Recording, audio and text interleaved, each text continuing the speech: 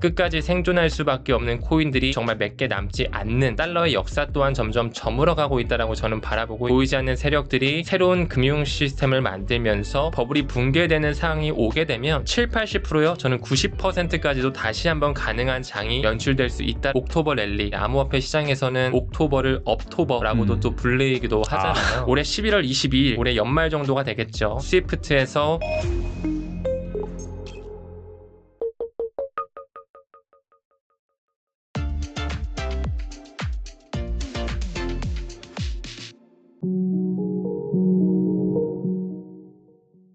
문창훈 작가님 모셨습니다. 안녕하세요. 네, 안녕하세요. 네, 또 작가님 모시고 확실히 최근 코인 시장이 뭔가 변화가 일어나는 것 같은데 여기서 주목할 만한 투자에 대해 한번 살펴보겠습니다.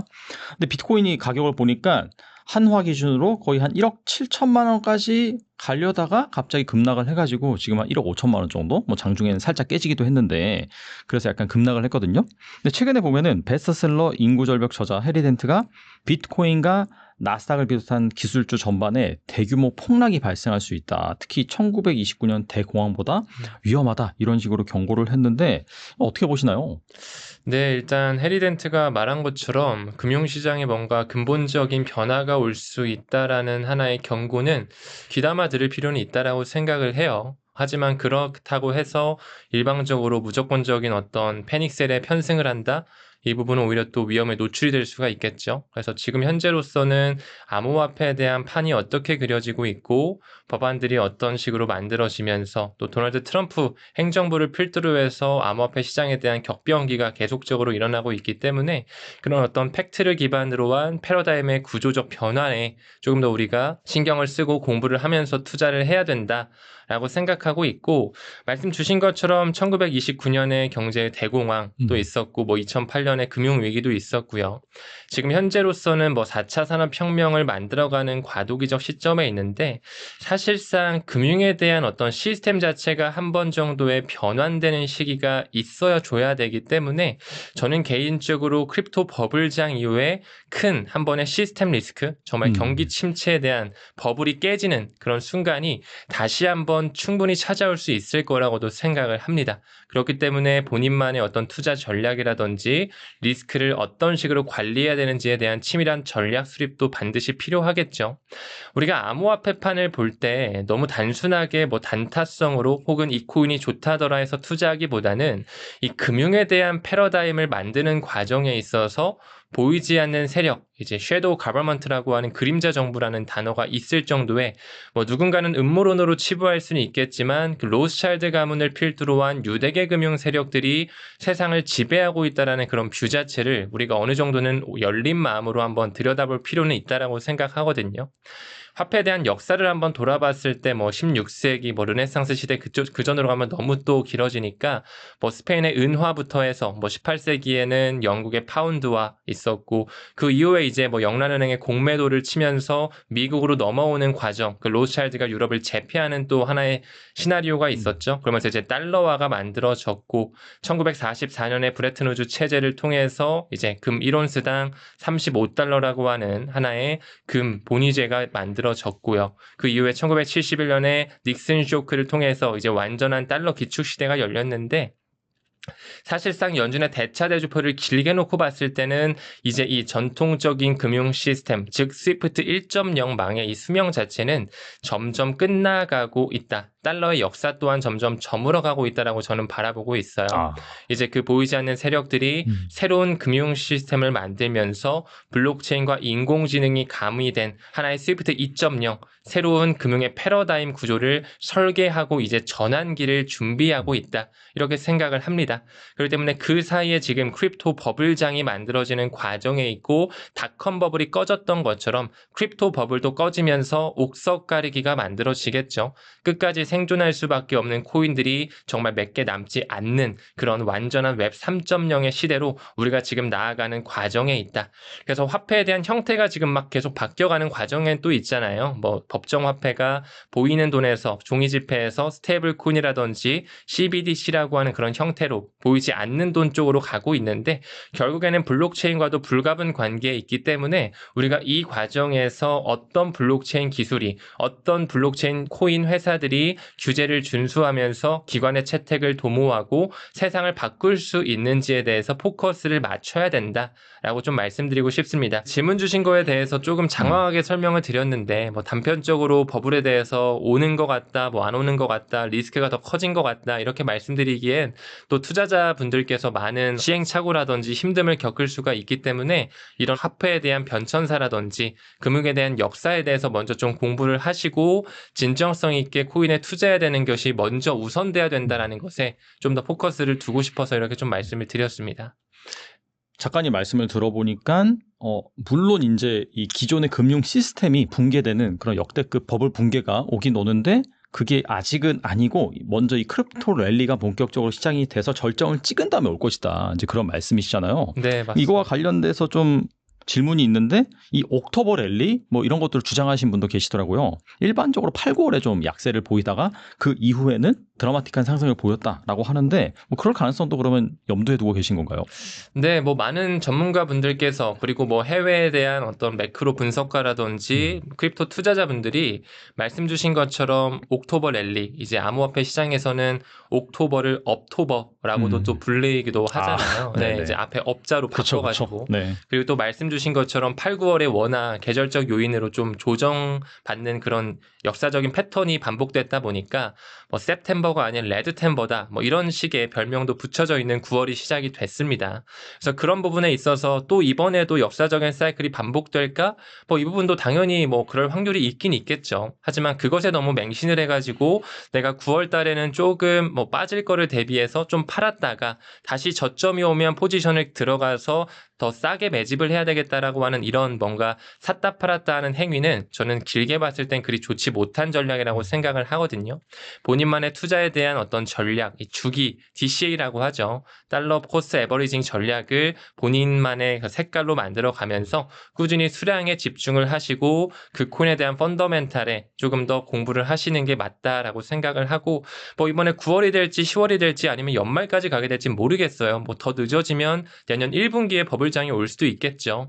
그만큼 그 금융 엘리트라고 하는 세력들, 고래들은 개인들이 돈 벌기는 어렵게 하는 구조로 꾸준하게 시나리오를 연출하고 있고 특히나 단타 물량들, 롱 물량, 숏 물량에 배팅하는 그런 투자자들을 꾸준하게 청산을 시키고 있습니다. 그렇기 때문에 더더욱 진정성 있는 공부가 수반돼야 되는 암호화폐 시장이라고 생각을 하고요. 뭐 9월이 될지 10월이 될지 모르겠지만 말씀 주신 것처럼 한 번 정도의 버블장이 오면서 개인의 탐욕을 그들이 또 활용하는 시기가 올 것이라고 저는 확신하고 있기 때문에 이번에도 알트 시즌 자체는 저는 불어올 것이라고 생각을 합니다. 하지만 많은 투자자분들 혹시나 아직까지도 암호화폐에 대해서 부정적으로 생각하시는 분들은 알트 시즌에 대해서 나도 돈 좀 벌어볼까 이게 아니라 정말로 결과론적으로만 놓고 봤을 때는 오히려 개인의 돈을 빼앗는 그런 시기가 또 알트 시즌이기 때문에 정말 그 어려운 시기를 내가 한번 도전해 봐야 되겠다. 정말로 천천히 한번 적금식으로 모아가야 되겠다. 이런 식의 마인드셋이 탑재되어야 되지 않을까라고 좀 생각이 듭니다. 작가님과 좀 다른 의견이 있는 것 같아가지고 이 부분 좀 질문을 드려보면요. 비트와이즈 자사운용의 매튜 휴건 최고 투자 책임자가 인터뷰에서 이 비트코인의 4년 사이클이 이제 끝났다. 아무래도 이 ETF라는 변수가 있고 여기에 따른 이 기관들의 자금이 유입이 되다 보니까 기존에 뭐 반감기 나오고 나서 또 1년 후부터 뭐 본격적으로 상승을 해서 이런 공식이 깨졌다라고 이제 발표를 했고 이어서 이제 비트코인이 한 7, 80% 즉 암호화폐 시장이 붕괴되는 그런 시대 역시 끝났다라고 이렇게 말했거든요. 이건 좀 어떻게 생각하세요? 네, 저도 이제 비트와이즈 자산 투자 책임자 CIO 매튜 호건에 대한 어떤 인사이트를 저도 굉장히 자주자주 좀 들여다보거든요. 또 저보다도 매우 이력이 높으시고 해외 투자자로서 어느 정도 인지도가 있으신 분들이기 때문에 이런 사람의 뷰도 저 또한 당연히 이제 체크를 하면서 저도 이제 고려를 좀 해보는 경향이 있는데 일단은 비트코인 같은 경우는 지금 뭐 좀 조정이 왔더라도 아직까지는 1억 원 중반대를 보여주고 있고 시가총액도 꽤 좋은 수준까지 올라와 있죠. 뭐 전체 시가총액 봤을 때 뭐 탑 5 정도 아래 들어가는 이미 뭐 탑 10 안에는 이미 들어와 있고요. 그러다 보니까 조금 무거워진 상황인 건 맞습니다. 그래서 매토곤이 말한 것처럼 70, 80% 정도에 폭락하던 그 시기는 저도 개인적으로 비트 같은 경우는 7, 80%까지 좀 힘들지 않을까라고 생각을 해요. 하지만 알트코인 같은 경우에 버블이 붕괴되는 상황이 오게 되면 7, 80%요. 저는 90%까지도 다시 한번 가능한 장이 연출될 수 있다라고도 생각을 합니다.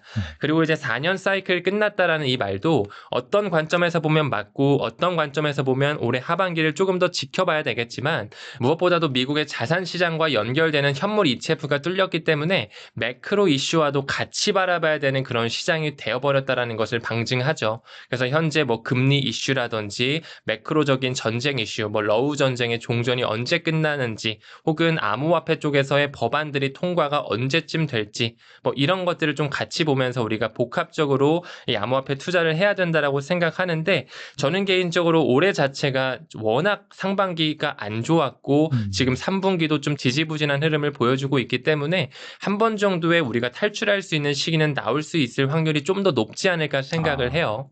그래서 조금 더 인내를 가지고 오히려 조금 조정이 온다면 바이 더 딥을 통해서 본인의 수량을 조금 더 확보해 가는 게 어떨까라는 생각을 좀 가지고 있습니다. 그리고 궁금한 게 앞서서도 이제 역대급 버블장이 한번 온 다음에 그 금융 시스템의 붕괴로 크게 하락할 수 있다라고 말씀하셨는데 그 사실 언제인지가 알 수는 없지만은 대략적인 그런 상황? 이를테면은 뭐 트럼프의 이 관세가 역풍을 맞으면서 뭐 본격적인 미국이 뭐 침체로 들어간다든지 달러 패권이 약화된다든지 약간 그런 시그널이 있을까요? 한 뭔가 이 포트폴리오를 좀 최대한 이 리스크를 좀 회피하는 쪽으로 조정해야 되는 그런 한 시점이나 그런 뭐 힌트라든지 그런 시그널 뭐가 있을까요, 그러면? 일단은 첫 번째로 말씀드리고 싶은 건 연준의 금리나 기조를 좀 면밀하게 봐야 될 것 같아요. 이제 금리라고 하는 것은 물가 상승률, 인플레이션과 미국의 경제 성장률을 복합적으로 반영을 하기 때문에 그런 부분에 있어서 미국에서 혹시라도 금리를 점진적으로 내리는 게 아니라 50bp, 100bp씩 좀 급하게 내린다라고 한다면 경제 위기를 대비한 하나의 움직임이라고 볼 수가 있기 때문에 매우 중요한 리스크가 될 수 있는 요인이 될 수가 있다라고 좀 생각을 하고요. 또 무엇보다 금융망과 한번 연결이 되어 있다고 말씀드렸는데 올해 11월 22일 이제 올해 연말 정도가 되겠죠. 스위프트에서 새로운 국제 메시지 표준인 ISO 20022 이 메시징 표준이 완전히 마이그레이션 돼서 공존하는 시대가 열리게 됩니다. 그때가 됐을 때는 이제 스위프트 망 자체에 대한 어떤 메커니즘이 바뀌어가는 시기이기 때문에 그것을 전후로 해서 한 번 정도의 버블장과 그 이후에 역풍을 맞을 수 있는 듯한 붕괴 시점이 충분히 나올 수도 있는 확률이 있다라고도 좀 말씀드릴 수 있을 것 같고요. 또 무엇보다 암호화폐 현물 ETF에 대한 신청 관련해서 블랙록이 아직까지는 좀 보수적인 입장을 취하고 있거든요.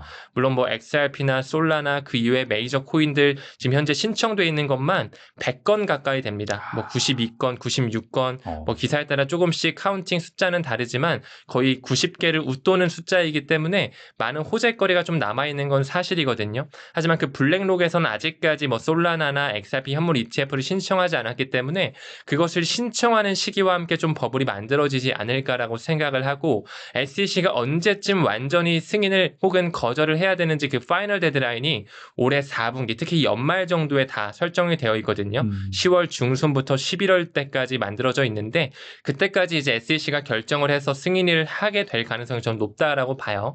아무쪼록 그 블랙록의 신청 시기와 SEC가 받아들이는 시기 또한 우리가 좀 면밀하게 봐야 되겠죠. 그리고 또 한 가지 보게 된다면 클래리티 법안이라고 해가지고 암호화폐 시장 구조 명확화 법안이라고 하거든요. 이제 핏 21 법안과의 골자와 같이 이어가는 그런 법안인데 암호화폐에 대한 70%는 증권이 아닌 상품이다라고 하는 하나의 가이드라인이자 또 이제 SEC가 지금까지 증권이라고 간주하면서 코인 시장을 쥐락펴락했다면 이제는 CFTC라고 하는 상품 선물거래위원회에서 상품으로 인정되는 하나의 그런 중요한 이정표가 되는 법안이라고 보시면 됩니다. 근데 이것 또한 뭐 9월에서 10월 정도 이제 뭐 상원 농업위원회라든지 은행위원회에서 초안을 발표하고 완전히 승인되는 게 한 10월, 11월 정도로 지금 지금 우리가 시간을 바라보고 있거든요. 그 법안 통과도 암호화폐를 굉장히 호재거리로 우리가 바라볼 수 있기 때문에 올해 4분기 자체를 좀 브로드하게 보면서 물론 이제 9월달 3분기 남아있고 10월, 11월, 12월 남아있지만 연준의 어떤 스탠스, 스위프트의 마이그레이션 일정, ETF에 대한 포문이 언제쯤 열리는지, 블랙록의 움직임, 그리고 마지막으로 클래리티 법안까지 한 가지 더 가미시킨다면 러우 전쟁에 대한 그런 봉합 이슈, 종전이라든지 휴전 협상이라든지 그런 게 나오게 된다면 충분히 암호화폐에 대한 버블장, 주식에 대한 버블장이 연출이 될 수가 있겠죠. 하지만 많은 사람들이 광란의 파티를 즐길 때 정말 암호화폐에 대한 관심이 1도 없는 사람들이 업비트 빗썸 통해서 돈을 넣을 때 오히려 그때가 조심해야 되는 시기가 아닐까 이런 생각을 하고 있습니다. 그때는 확실히 뭐 비트코인이나 XRP나 좀 보수적으로 가져갈 필요가 있겠다. 그렇게 볼 수가 있겠네요. 네네. 어느 정도는 또 현금화하는 전략도 본인만이 가지고 있어야 되겠죠. 앞서서 이제 이더리움도 말씀해 주셨는데 최근 이더리움이 거의 뭐 4,900달러를 돌파하면서 사상 최고가를 기록을 했습니다.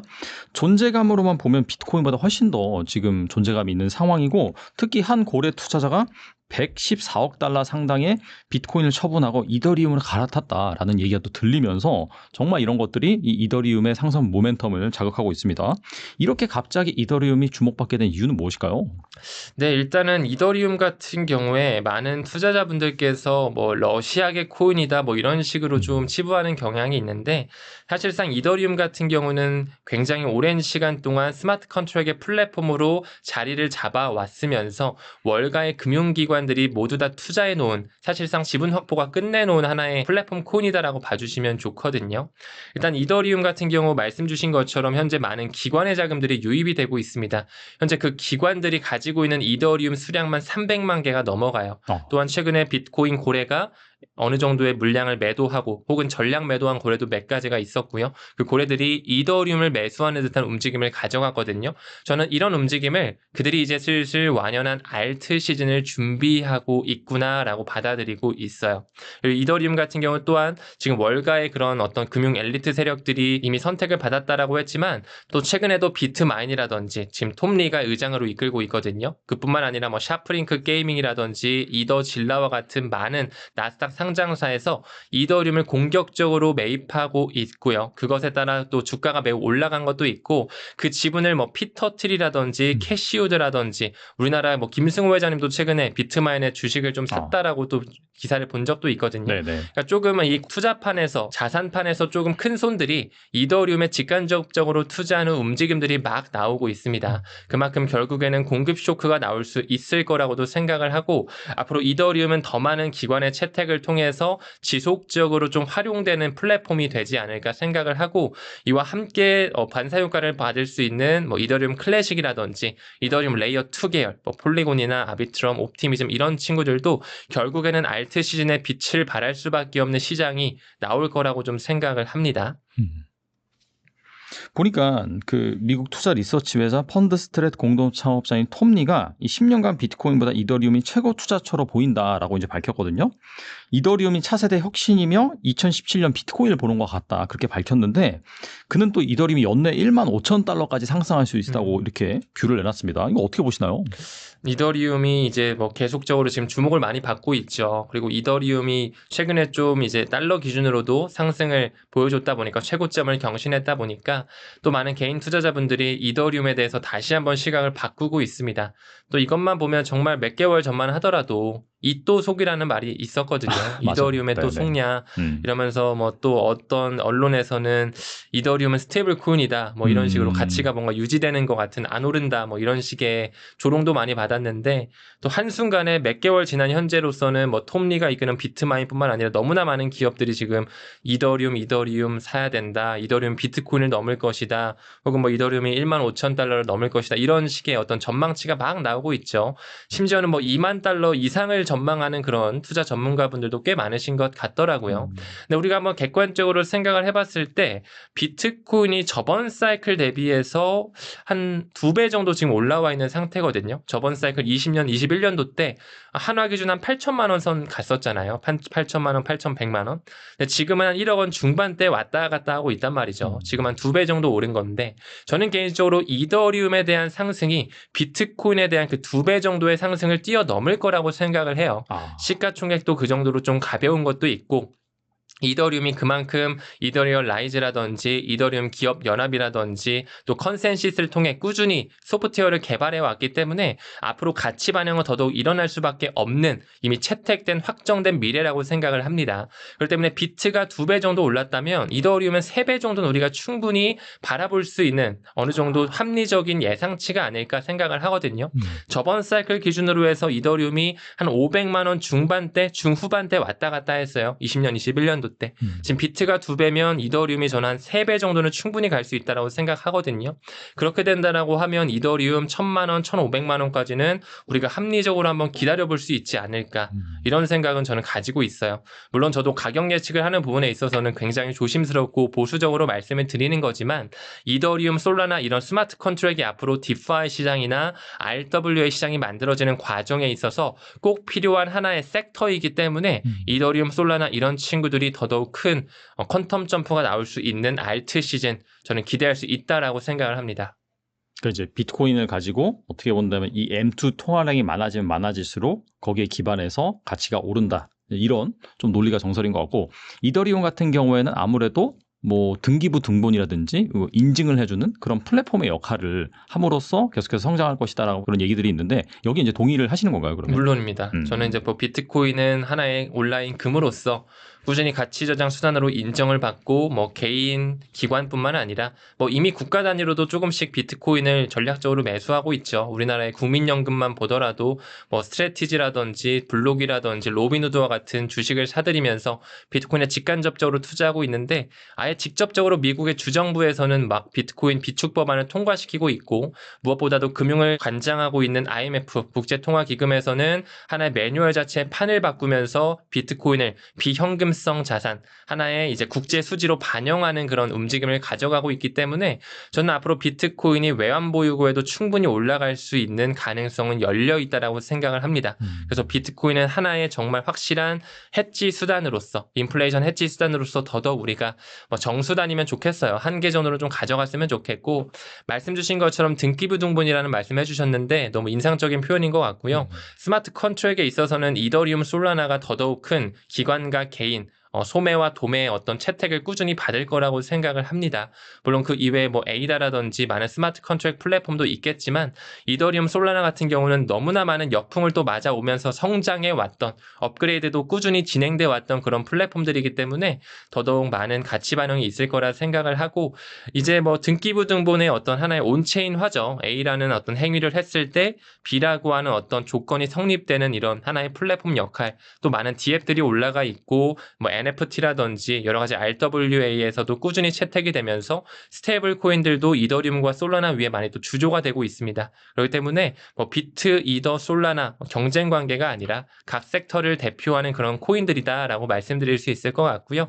제가 직접적으로 아주 중점적으로 투자하고 있는 XRP도 마찬가지로 그쪽은 이제 결제 영역의 섹터, 금융 시스템과 연관되어 있는 그 섹터 중에 또 대장 영역을 맡고 있기 때문에 각자 어떤 섹터들이 있고 그 섹터들을 어떤 식으로 변화시킬 수 있는지 이 부분에 대해서 좀 포커스를 맞춰야 되지 않을까 생각이 듭니다.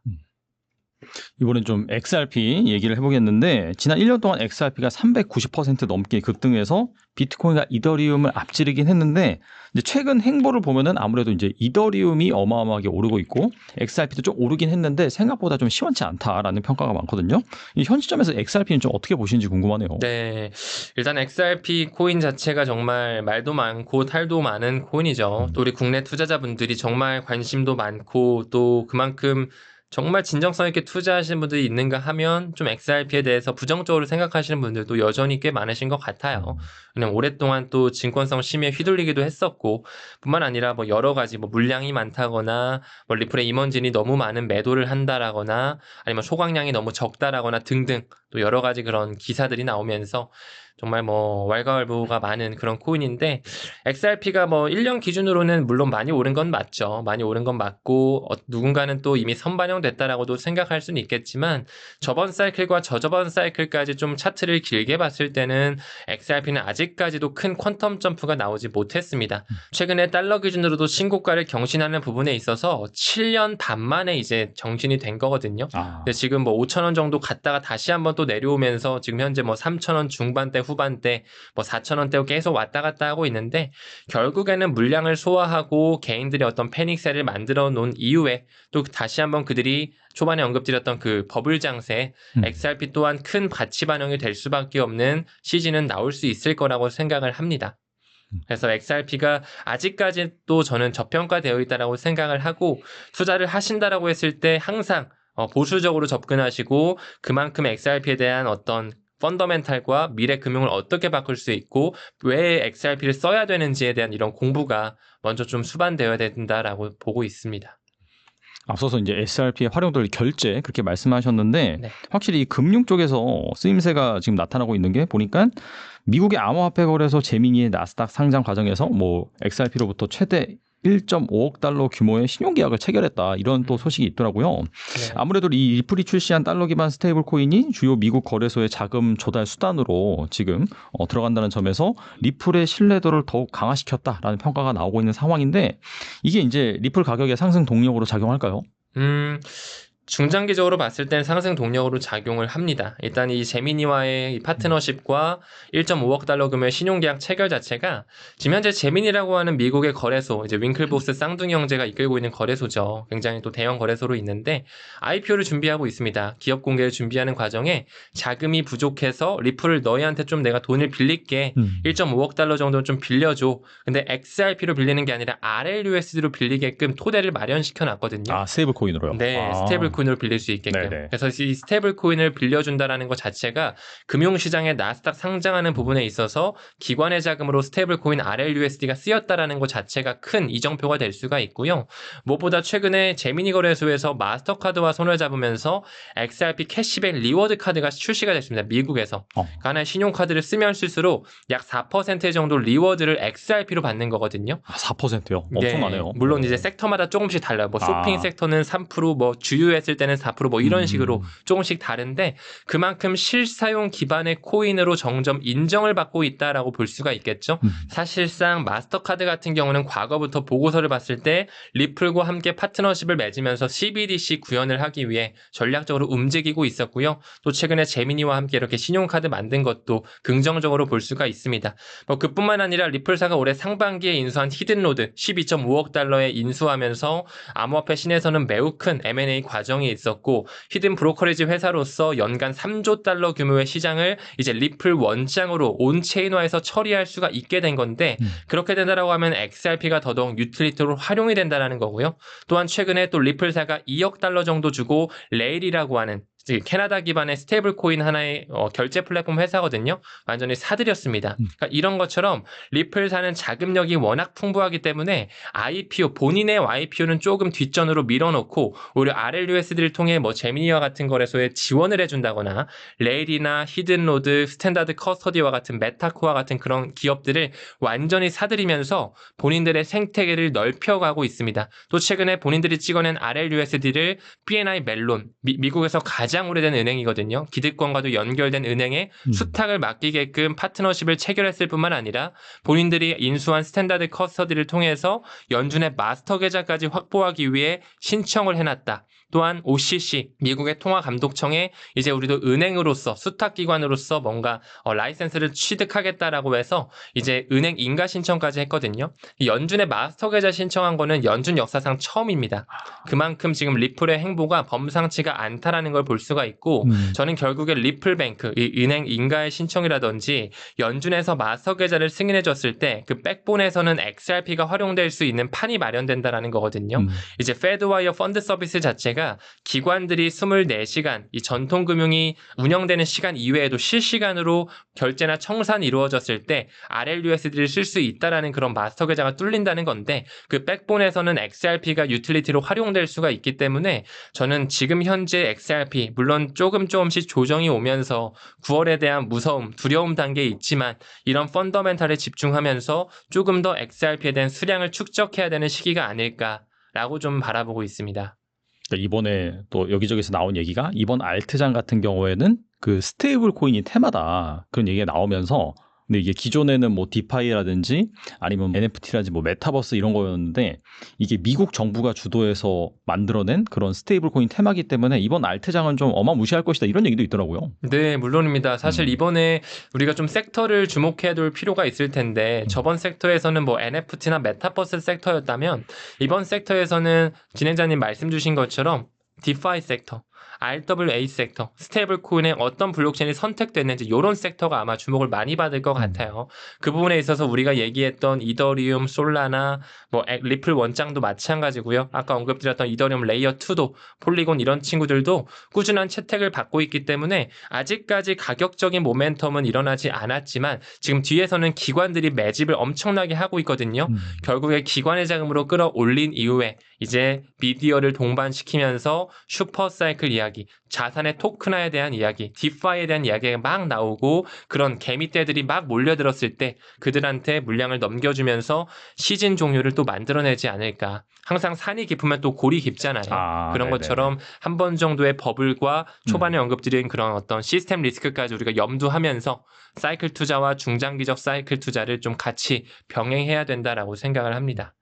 넘겨줄 때는 조심해야겠네요, 진짜. 맞습니다. 비중을 좀 줄인다든지 네. 현명하게 좀 대처를 해야 되겠다는 생각이 들고 자, XRP의 가장 큰 강점은 국경 간 결제 시장이라는 평가가 많습니다. 최근엔 페이팔이 자사 서비스에서 XRP 결제를 공식 지원하기 시작하면서 실생활 활용성도 커지고 있는데 이런 것들이 앞서서 말씀하신 그 마스터카드도 또 거론을 해주셨고 XRP 가치 상승의 핵심 무기가 될 수 있을까요? 물론입니다. 뭐 모든 자산이 마찬가지인 것 같아요. 부동산이든 주식이든 코인이든 결국 수요와 공급 법칙에 따라서 이제 가치가 만들어지는 거잖아요. 결국에는 저는 이런 XRP에 대한 펀더멘탈이 결국 가치로, 돈으로 녹여질 거라고 생각을 합니다. 뭐 지금은 고작 3달러, 2.8달러 왔다 갔다 하는 그런 금액에 있지만 결국에 테일크림 CEO가 말한 것처럼 가장 큰 유틸리티를 가져갈 수 있는 은행권 코인이 될 것이다라고 생각을 하고요.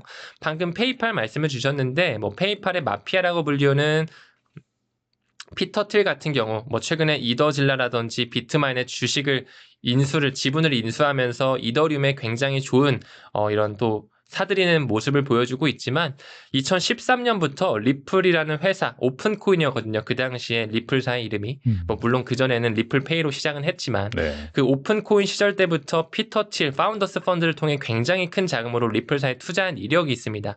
또한 지금 현재 크립토 차르를 이끌고 있는 데이비드 삭스 역시 페이팔 마피아로서 잘 알려진 인물이거든요. 그 역시도 리플과 SEC의 소송이 종결되지 않았던 시점부터 XRP는 증권이 아니다라는 스탠스로 옹호하는 발언을 꾸준히 해왔던 바가 있어요. 뭐 현재 페이팔이라든지 스트라이프와 같은 이런 전통 금융권의 어떤 결제 회사들이 사실상 초기부터 리플이라든지 스텔라 네트워크에 투자를 단행했던 이런 이력만 보더라도 결국에는 XRP에 대한 유틸리티는 커질 수밖에 없는 판을 그들이 긴 시간 동안 만들어 왔고 개인들이 투자하지 못하게끔 소송에 대한 이슈라든지 여러 가지 퍼드성 기사들을 펼쳐내면서 꾸준하게 그들이 물량을 만들어 왔다, 매집해 왔다. 전 이렇게 좀 바라보고 있습니다. 그리고 최근에 ripple.apple.com이라는 서브 도메인이 폭착되면서 업계에서는 애플이 XRP 생태계와 기술적으로 연계할 가능성 이걸 좀 주목하고 있거든요. 혹여 애플이 내부적으로 XRP와 협력을 검토하고 있는 건 아닌지 어떻게 보시나요?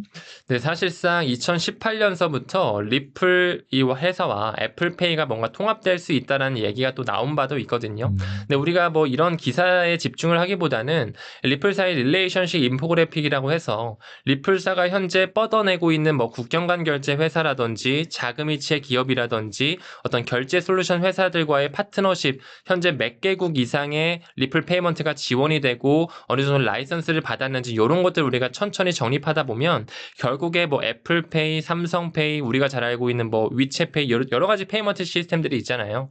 그런 것들이 하나로 통합될 수 있는 원장 기반으로 그런 시스템이 구현될 수 있다라고 저는 생각을 하거든요. 그래서 최근에 뭐 ripple.apple.com이라고 하는 이런 도메인 저도 한번 검색을 해서 쳐봤는데 어느 정도 그 정말 그 내부자만 로그인할 수 있는 환경이 마련이 되어 있더라고요. 저도 그런 부분에서 정말 좀 뭔가 뒷단에서는 이루어지고 있구나라는 생각을 했고 사실상 피나블러를 통해 이제 아랍에미레이트 기반의 결제 회사인데 삼성페이가 연결이 되어 있고 그 피나블러가 또 리플렛을 탑재하고 있거든요. 결국에는 이런 페이먼트 시스템들이 저는 블록체인으로 통합되면서 암호화폐로 결제되는 시대, 그런 웹3 시대가 올 수밖에 없다라고 생각을 합니다. 지금은 너무나 초창기이기 때문에 이제 막 리플과 SEC 소송이 끝났고 또 이제 스위프트가 바뀌어가는 과정에 있기 때문에 지금은 조금 구설수이고 루머라고 불릴 수도 있겠지만 결국에 레거시 금융뿐만 아니라 이런 웹3 결제 회사들도 뭐 애플이나 이런 빅테크 회사들도 페이먼트 시스템을 도입하는 부분에 있어서 리플과 같은 그런 분산 원장 기술 그리고 인터레저 프로토콜이라고 하는 연결다리로서 모든 것이 융합되는 하나의 인터오퍼러빌리티라고 하는 상호 운용성의 어떤 결제망이 만들어질 것이다 라고 생각하고 있습니다. 또 그 부분의 일환으로 빌 게이츠 재단 최근에 또 한국에 왔었잖아요. 네, 맞아요. 그가 과거부터 만들어냈던 모잘루프 재단을 또 미루어 본다면 거기에는 또 뭐 구글의 자금 그리고 또 싱가포르의 통화청이라든지 유엔이라든지 또 이 전 세계에 대한 금융에 대한 어떤 하나의 공통적인 소외를 받지 않는 공평한 사회를 만들기 위해 모잘루프 재단을 빌 게이츠가 만들었거든요. 거기에는 또 록펠러 재단까지 지원을 하고 있는데 거기서 기술력을 어떤 걸 쓰나 보면 리플의 기술력을 쓰고 있어요. 그리고 플러스로 스위프트 망자체가 바뀌어가는 부분에 있어서 모잘루프가 인터레저 프로토콜의 버전 4를 스위프트에 요청을 해서 승인받은 이력이 있거든요. 즉 다시 말해 뭐냐면 리플사의 기술을 모잘루프를 통해서도 승인을 받아서 쓰려고 하는 것도 있겠지만 그러면서 2030년에 대한 어떤 금융 포용성 시대를 만들고도 있지만 또 한 번 바라보게 됐을 때 모잘루프를 통해서 인터레저 프로토콜은 리플이 2015년 10월 달에 만들어 놓은 기술이거든요. 근데 지금은 인터레저 재단으로 따로 비영리 재단으로 빼놨습니다. 포지셔닝을 해놓은 거죠. 왜냐하면 민간 업체라고 했을 때 스위프트망을 가져가 버리면 이해상충 문제가 생길 수 있기 때문에 인터레저 재단은 따로 빼뒀습니다. 그들이 만드는 기술이지만. 그래서 이런 것들이 지금 스위프트망에 승인이 되어 있기 때문에 결국에 스위프트망이 바뀌어가는 과정에 있어서 XRP를 활용할 수 있는 그 유동성 문제를 해결할 수 있는 솔루션으로 리플사의 기술력과 그들의 어떤 입김이 들어갈 수밖에 없다라고 저는 확신을 하는 거죠. 그리고 스테이블 코인이나 각국 중앙은행의 디지털 화폐 CBDC죠. 이게 확대되면 XRP의 역할이 일부 시장에서 제한적일 수 있다 이런 우려도 나오거든요. 이건 좀 어떻게 보시는지 XRP가 이런 경쟁 속에서도 독자적인 입지를 굳건히 굳히려면 무엇이 필요할까요? 네, 사실상 이 부분은 이제 막 화폐의 형태가 바뀌어가는 부분에 뭐 스테이블 코인, 뭐 XRP와 같은 그런 암호화폐, 뭐 CBDC, 뭐 이런 여러 가지 개념들이 나오다 보니까 많은 대중분들이 좀 헷갈려 하시는 부분인 것 같기도 해요. 사실상 스테이블 코인, 뭐 지금 현재는 달러 기반 스테이블 코인이 거의 주를 이루죠. 거의 99% 이상이 달러 기반이고, 뭐 최근에 브라질 헤와라 기반, 이제 조만간 엔화 기반 스테이블 코인도 나온다고 해요. 또 호주 달러 기반이라든지 뭐 싱가포르 달러, 유로화 기반 여러 가지 법정화폐 기반 코인들이 막 나오고 있습니다. 근데 그런 스테이블 코인들, 뭐 CBDC, 뭐 암호화폐, 법정화폐 이런 것들을 움직이는 부분에 있어서 브릿지 역할을 누군가는 해줘야 돼요. 브릿지 XRP와 같은 그런 브릿지 통화가 필요한데 그것이 바로 이제 브릿지 통화로서의 XRP의 역할인 것이고 이 스테이블 코인과 XRP는 사실상 경쟁 구도가 될 수가 없는 구조입니다. 그러니까 스테이블 코인은 하나의 화폐 중에 일환인 거고 그것을 왔다 갔다 할 수 있게끔 유동성 문제를 해결하고 모든 통화상을 지원하고 국경에 대한 어떤 제한이 없는 이 브릿지 커런시가 바로 XRP이기 때문에 우리가 이 스테이블 코인과 뭐 리플 XRP가 경쟁한다 이렇게 보는 것은 조금 더 이 개념적인 부분을 우리가 파고들어서 공부를 해야 된다라고 생각하고 있어요. 물론 서클사에서 만든 아크 네트워크를 통해서 스테이블 코인끼리 연결할 수는 있겠죠. 근데 이 달러 기반의 스테이블 코인이 모든 전 세계 통화상을 지원하냐? 아닙니다. 약 70% 정도의 통화상을 지원하고요. 네. 무엇보다 서클이라든지 테더와 같은 회사는 하나의 민간 기업이기 때문에 전 세계 스위프트망을 대체하기에는 이해 충돌 문제가 만들어질 수밖에 없죠. 하지만 리플 원장이라고 하는 탈중앙화 플랫폼에서 네이티브로 코인으로 쓰일 수 있는 XRP 같은 경우는 하나의 브릿지 자산, 중립적인 위치를 이미 가지고 있고요. 그들이 이미 많은 판, ISO 2002와의 호환성이라든지 또 모든 통화상을 지원하는 부분이라든지 3초에서 5초 만에 거래가 빠르게 일어난다라든지 노스트로 보스트로 계좌가 필요 없는 그 유동성 문제의 해결 창구 역할을 XRP가 할 수 있다라는 거라든지 모든 포지셔닝을 이미 어느 정도 갖춰놨기 때문에 저는 XRP가 더더욱 큰 가치 반영이 나올 수 있다라고 보고 이 스테이블 코인과 XRP와의 어떤 상관관계도 우리가 충분하게 공부하면서 어떻게 개념이 다른지도 좀 꼭 인지를 해야 된다라고 생각을 합니다. 그리고 XRP의 SEC 소송 리스크도 해소되면서 기관 자금 유입이 본격화되고 10개 이상 기업이 XRP ETF 승인을 신청한 상태인데 오는 10월 결정에 따라서 추가 상승 동력이 될 수 있다라는 전망도 현재 나오고 있습니다. 이런 흐름 속에서 XRP 가격은 한 업사이드는 어느 정도 될 것인지 궁금하거든요. 어떻게 네. 보세요? 일단은 뭐 오는 10월 결정이다. 뭐 SEC의 파이널 데드라인을 봤을 때 한 10월 중순부터 11월까지 조금 이렇게 좀 나열이 되어 있거든요. 뭐 지금 벌써 10개가 넘는 자산 운용사에서 XRP 현물 ETF를 신청을 했고 뭐 사실상 미국에서만 아직 현물 ETF가 승인이 안 난 것이지 브라질이라든지 캐나다에서는 이미 승인이 돼서 거래가 이루어지고 있습니다. 뭐 미국에서 CM이라든지 코인베이스와 같은 곳에서는 XRP 선물 시장은 이미 출시가 됐고 선물 ETF도 이미 2배 롱 레버리지 이런 상품들이 나와서 거래가 되고 있거든요. 그래서 사실상 저는 XRP 현물 ETF가 뭐 올해까지는 반드시 승인이 될 수밖에 없다라고 생각을 해요. 뭐 제 의견이기도 하지만 리플의 CEO 브래드 갈링하우스라든지 ETF 스토어 네이트 제라시 또 말을 한 걸 보면 블랙록 역시 뭐 SEC는 반드시 승인을 할 수밖에 없는 구조적 패러다임에 놓여 있다 이런 식으로 얘기를 하거든요. 네. 그래서 이런 것들을 좀 우리가 고무적으로 바라볼 필요는 있을 것 같고 뭐 가격적인 부분에서 사실 현물 ETF가 승인됐다라고 해서 가격이 무조건적으로 불기둥이 솟느냐 저는 그거는 아니라고 생각을 해요.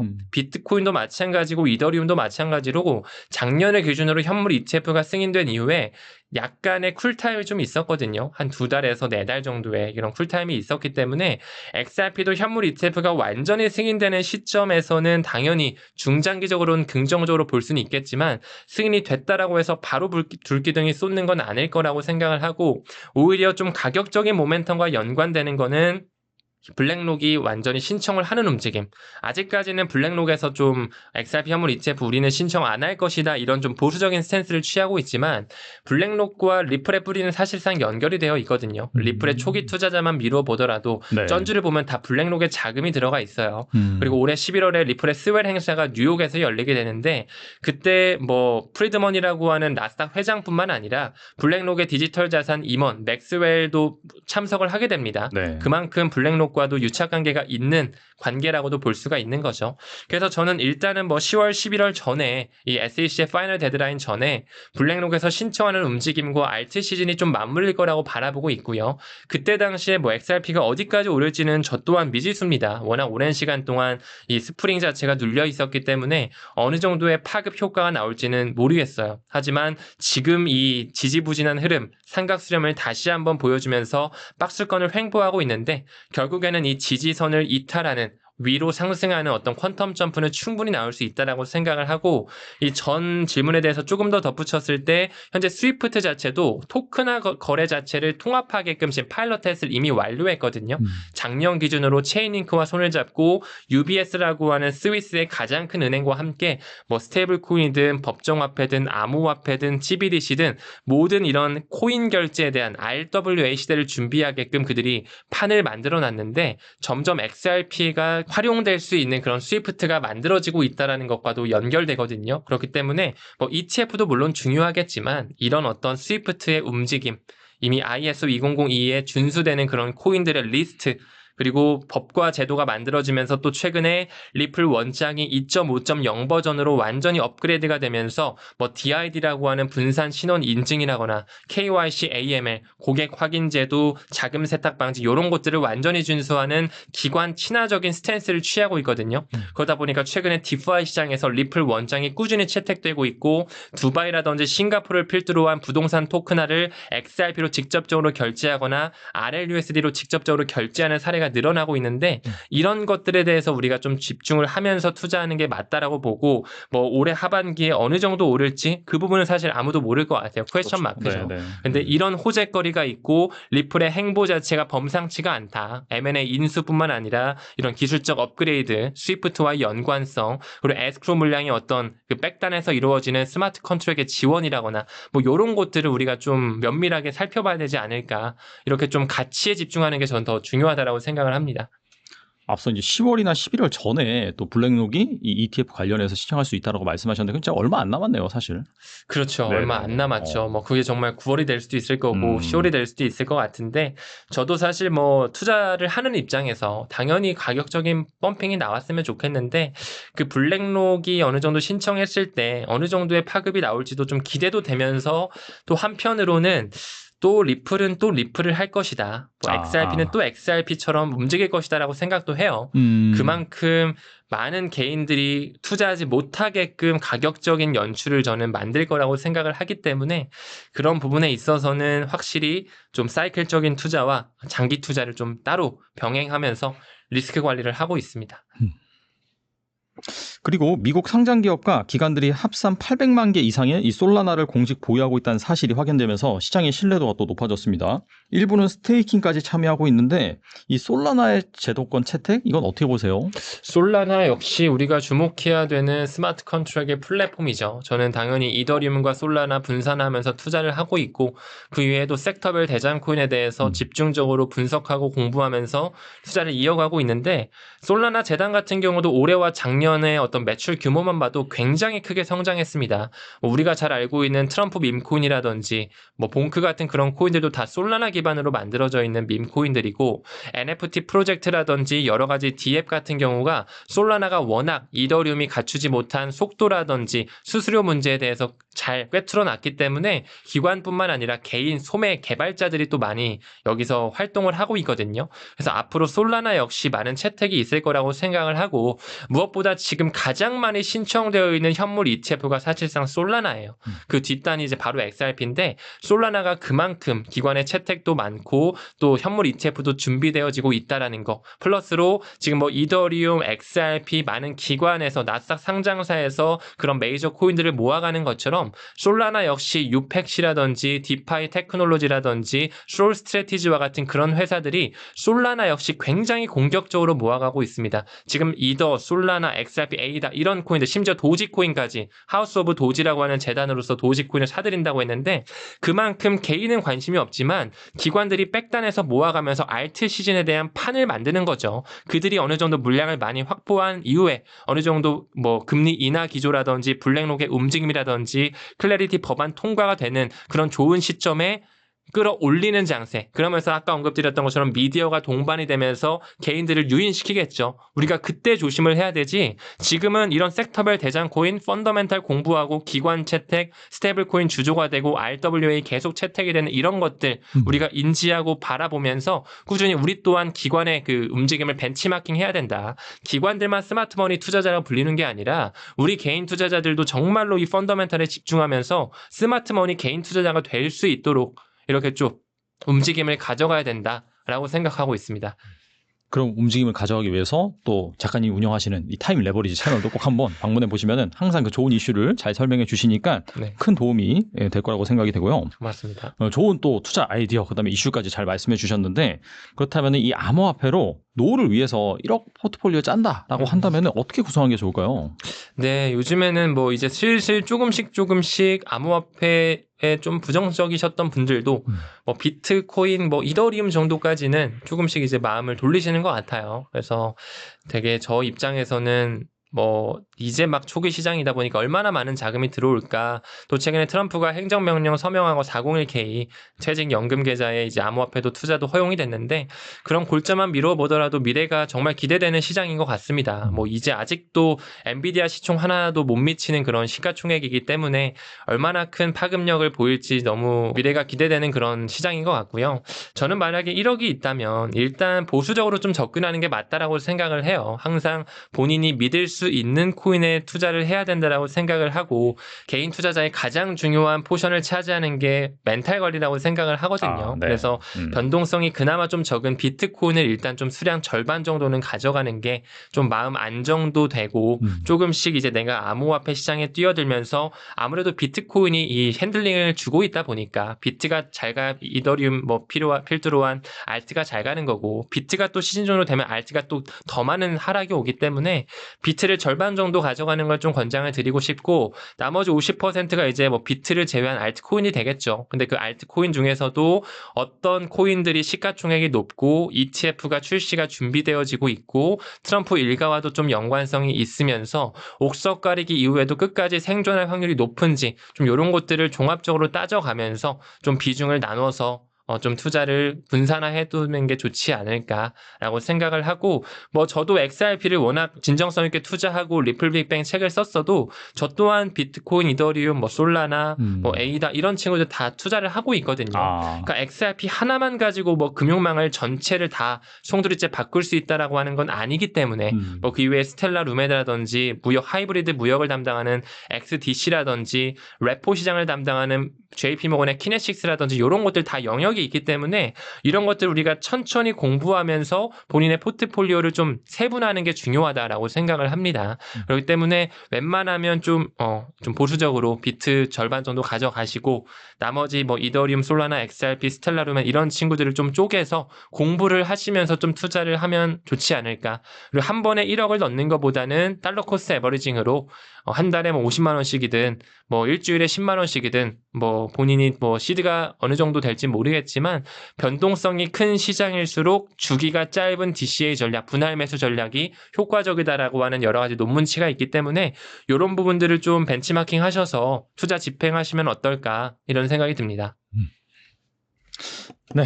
지금까지 좋은 말씀 많이 주셨는데 끝으로 이 영상을 보고 계신 분들을 위해서 한 말씀만 부탁드립니다. 네, 일단 달란트 투자에 이렇게 또 나오게 돼서 너무 감사한 시간이었고요.